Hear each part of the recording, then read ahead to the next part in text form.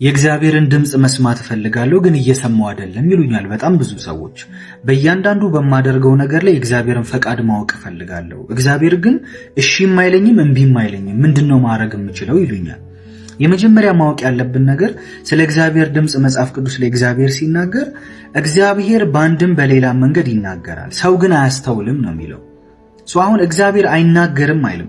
እግዚአብሔር ዝም ሊለን ይችላል አይልም። እግዚአብሔር ሁሉ ጊዜ እየተናገረ ነው፣ ግን ሰው እያስተዋለ አይደለም ነው። ስለዚህ ችግሩ ያለው ሰው አለማስተዋሉ ላይ ነው ማለት ነው። የእግዚአብሔር ድምጽ በየት በኩል ነው የሚመጣው? ለእናንተ በየትኛው መንገድ ነው የእግዚአብሔርን ድምጽ እየጠበቃችሁ ያላችሁት? ራሳችሁን ሊሚት አድርጋችኋል። በዚህ መንገድ ብቻ ነው እግዚአብሔር የሚናገረው ብላችሁ፣ እሱ ነው ችግር የሆነባችሁ ማለት ነው። ለምሳሌ እግዚአብሔር የመጀመሪያ ቤዚክ በሆነው የተናገረው ከእግዚአብሔር ቃል ጋር ጊዜ የሚያሳልፍ ሰው፣ የእግዚአብሔርን ቃል ሁሉ ጊዜ የሚያነብ ሰው ባይ ዲፎልት አይምሮ ትራንስፎርም እየተቀየረ ስለሚመጣ አንድን ነገር ሲመለከት ያ ነገር የእግዚአብሔር ፈቃድ ነው አይደለም የሚለውን ሲምፕሊ መለየት ይችላል፣ ፈትኑ ማለት ነው። ሮሜ 12:2 ላይ ሁሉ ጊዜ ነው ይሄን የምናገረው። ሰው ግን ይሄን ነገር እያስተዋለ ያለ አይመስለኝም። ሮሜ 12:2 ላይ ፍጹም አንደኛ፣ ከዛ በጎ፣ ከዛ ደግሞ ደስ የሚያሰኝ የእግዚአብሔር ፈቃድ ምን እንደሆነ ፈትናችሁ ማወቅ ትችሉ ዘንድ።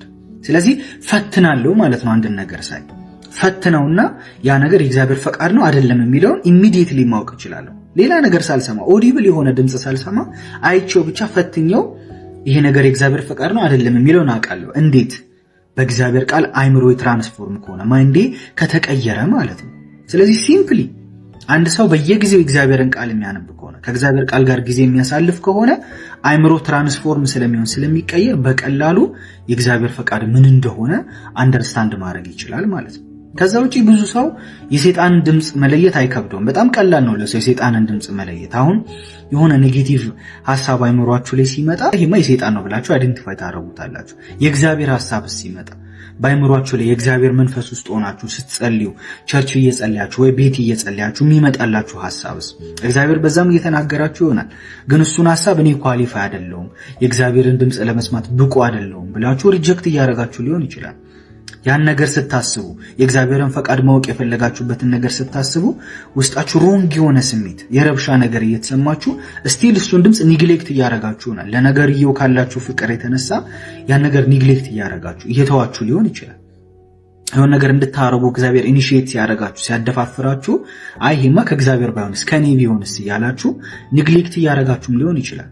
እርግጥ ነው በእያንዳንዱ ስሜታችሁ ላይ ይሄ ነገር የእግዚአብሔር ነው አይደለም የሚለው ቼክ መደረግ አለበት። እሱንም ግን ቼክ ለማድረግ ከእግዚአብሔር ቃል ጋር ያላችሁ ነገር ጠንካራ መሆን አለበት። ከእግዚአብሔር ጋር የምታሳልፉት ታይም ስትሮንግ መሆን አለበት። የበለጠ እግዚአብሔርን ባወቃችሁ ቁጥር የበለጠ ሲናገር አንደርስታንድ ማድረግ መስማት ትችላላችሁ ማለት ነው። እና ኢቭን ከአንድ ጓደኛ ጋር ራሱ ጥሩ ጊዜ ካሳለፋችሁ ረጅም ጊዜ አብራችሁ ጊዜ የምታሳልፉ ከሆነ በንግግር ብቻ አይደለም አይኑን አይታችሁ ምን እያለ እንደሆነ እንዲሁ በምልክት ራሱ አስረድቷችሁ በጣም ብዙ ነገር ትግባባላችሁ። እንዲሁ ከፍሬንድሺፕ እንኳን ከእግዚአብሔር ጋር ደግሞ ጊዜ ስታሳልፉ ከእግዚአብሔር ጋር ስትቆዩ ደግሞ የበለጠ እግዚአብሔር ሊናገር የፈለገውን የበለጠ እግዚአብሔር እያሰበ ያለውን ነገር በቀላሉ መረዳትና አንደርስታንድ ማድረግ ትችላላችሁ ማለት ነው። ስለዚህ ትልቁ ወይ ከእግዚአብሔር ቃል ጋር ያላችሁን ፌሎሺፕ አሳድጉ፣ ከእግዚአብሔር ጋር ያላችሁን ህብረት አሳድጉ። እግዚአብሔር እየተናገራችሁ ያለውን ነገር ለማስተዋል ሞክሩ። ምክንያቱም እግዚአብሔር በአንድም በሌላ መንገድ ይናገራል። ችግሩ ያለው ግን ሰሚ ጋር ስለሆነ ማስተዋል ስላልቻለን ስለሆነ ማለት ነው።